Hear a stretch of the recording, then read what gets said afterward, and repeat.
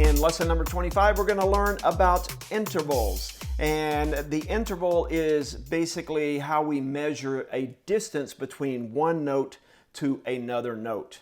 Okay, that could be on the staff, it could be on a keyboard, it could be even on the notes that you play on your instrument. It's often very helpful to learn intervals because when we're reading music, if you learn that space to space or line to line is a third, then intervals kind of make reading music much easier. Let's start off by writing our name in at the top of the page, as we do.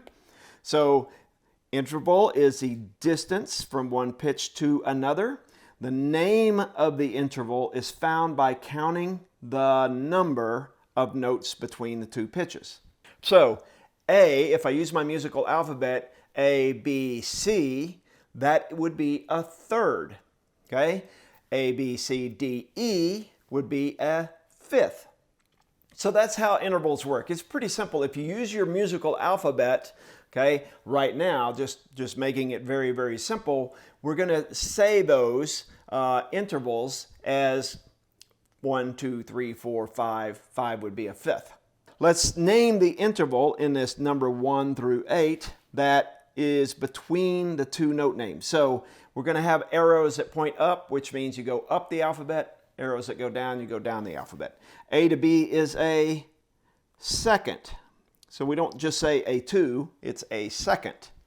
D, so you can count up the letters. D, E, F, G is a fourth. Okay? I like to use my fingers because it helps me remember where I'm at. D, E, F, G.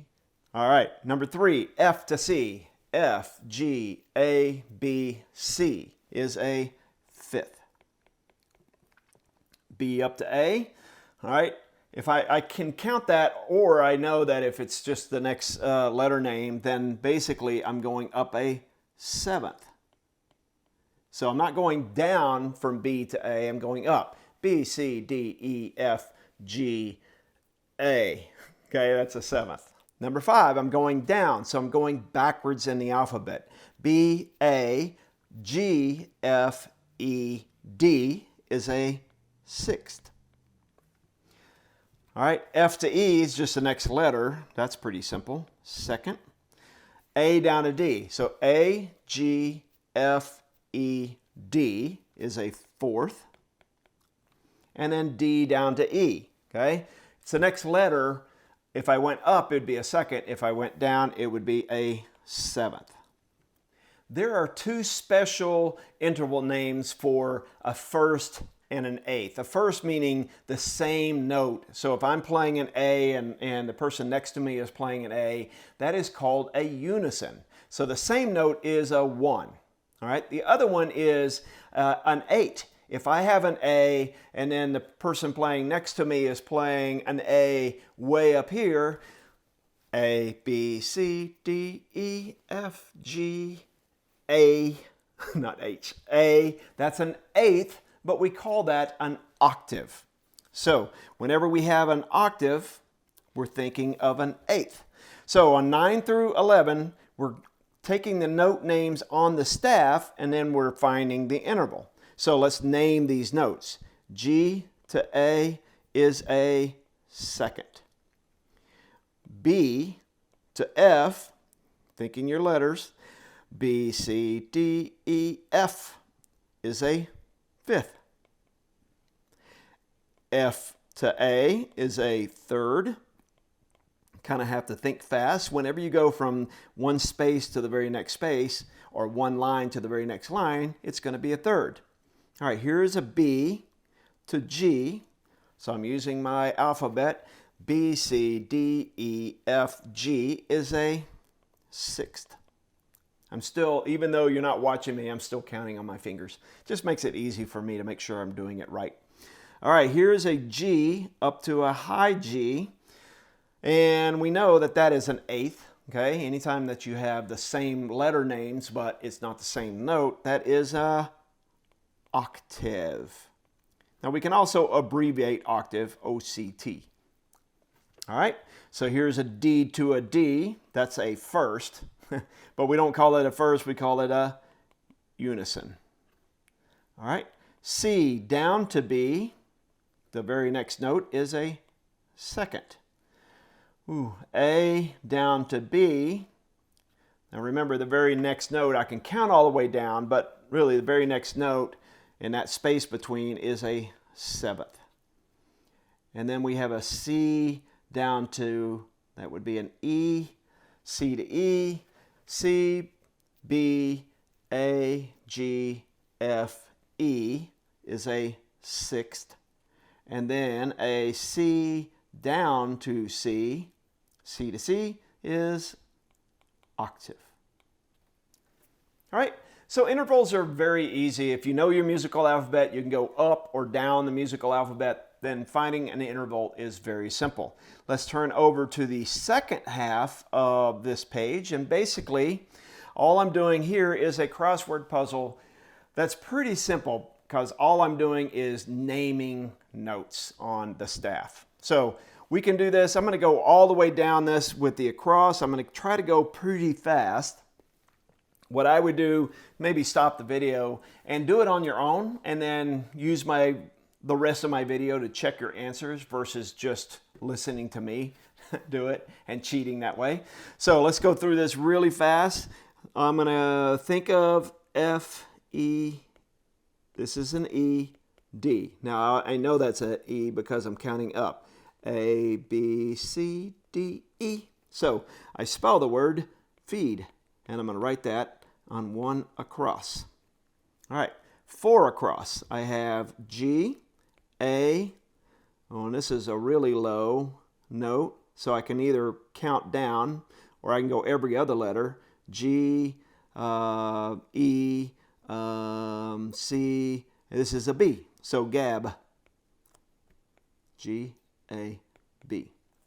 All right. If you're a tuba player, that's probably pretty easy for you, but trombone or baritone, you don't see notes that are that low. So sometimes using just counting the ledger lines is what you have to do to make that work. Number 6 across, E. All right. Ooh, this is really low. If this was my B, then that one's going to be below that, which is going to be a G. And then this is a G, so egg. Sometimes you can just guess it.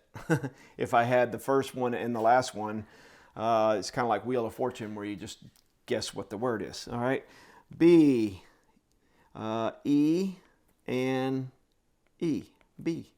All right, find 9 across and write that in. Number 10, A, G, E, age. I know that one. I'm getting pretty old. Number 12, a B and an E, B. Right? Where's that? There it is, 12. Okay. 13 across, B, D, and, ooh, does this spell a word? B, D, and this is D. Oh, I think I messed up. That's not a word, but I'm going to write it in anyway. B, D, D. I think I meant to have B, A, D. Oh, well. So that's not an A. Could write an A there, and that'd be bad. I'm bad. All right. Ooh, a really long one. All right. So this is a C, A, B, B, A, G, E. Cabbage. How many words can we spell with only 7 letters? All right. Keep going. Number 19. F, A, C, E. Face. 19. F, A, C, E. And number 20 across. Here's an F. Let me skip that one for a minute. D, E. So I can count down or I can just guess.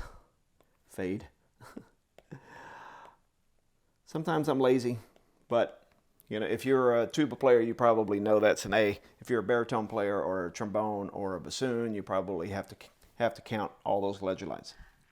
All right, so now we can kind of use those across ones to fill in the blanks for the down. So now we're here and we're going down. I already have my E and my B, so I just need this one, ebb. to ebb and flow. Number 3 down, which is, where's number 3 down? It's this one. So I already have my D, E, E, and here's my low D.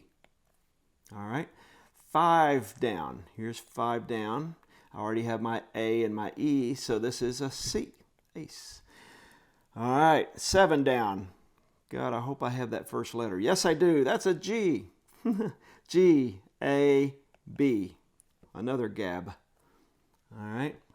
8 down. That's here. I only have my last one. So this is an A. This is an E. That means this one is a B. Abe. Okay, number 11. My first one is a B. This is an A. B. This is a G. That is not right at all. B, A, B, G. B, A, B, G. I think some of that's supposed to be in treble clef. Oh well, I'll correct it in a future book. How's that? All right, number 12 down. So I have the first one, B and G. So this is going to be an E. Big. Whew. Number 14, C, A, G, E, cage. So 14, C, A, G, E. 16 down, B, E. That's a high E, and this is an F, beef. All right, that works. All right, number 17 down. Here's an E, D, G, E, edge. And number 18 down, D, A, D. Okay, so I still need to go back and fix my 11 down and my 13 across in this book to make that make sense. But sorry about that. But at least you know when you're writing note names how to spell the note names, and then you could go back and do your crossword puzzle. You just eliminate this one. So your 13 is wrong and your 11 is wrong. But other than that, everything else is good. Sorry about that. I'll join you in the next lesson.